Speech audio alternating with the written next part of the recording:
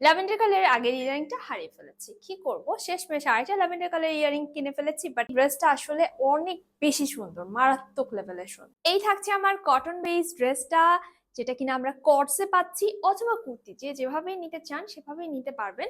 আমি একটু ড্রেসের ডিটেলিংটা যদি দেখিয়ে দিই, খুব সুন্দর করে এমব্রয়ডারি করা আছে সিনথেটিক একটা সুতা দিয়ে, যেটা কিনা খুবই গ্লসি শাইনি।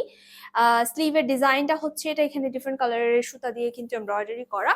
এবং ইয়কে যে পার্টটা, ইয়কে একটা মানে সিমিলার সেম কালারের সুতা দিয়ে এমব্রয়ডারিটা করে দেওয়া আছে।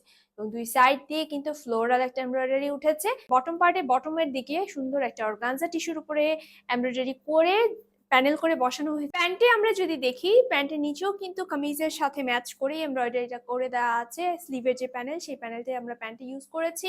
অল সাইড ইলাস্টিক দেওয়াতে প্যান্টটা কিন্তু খুব কমফোর্টেবলি আপনারা ক্যারি করতে পারছেন। এই হচ্ছে আমার ড্রেসের ফাইনাল লুক। আরেকটা জিনিস আমি অ্যাড করতে চাই, আমি আমার একটা রেগুলার হোয়াইট ওড়না দিয়ে পরেছি, বিকজ আমি একটু কমফোর্টেবল উইথ ওড়না, এবং আপনারাও চাইলে যে কোনো কালারের ওড়না দিয়ে কিন্তু ক্যারি করতে পারবেন। অ্যান্ড ইয়াস, ওড়নাটা অবশ্যই অর্ডার করবেন না, বিকজ এটা আমার ওন নিজের একদম একটা ওড়না। তো এই ছিল আজকের ভিডিও।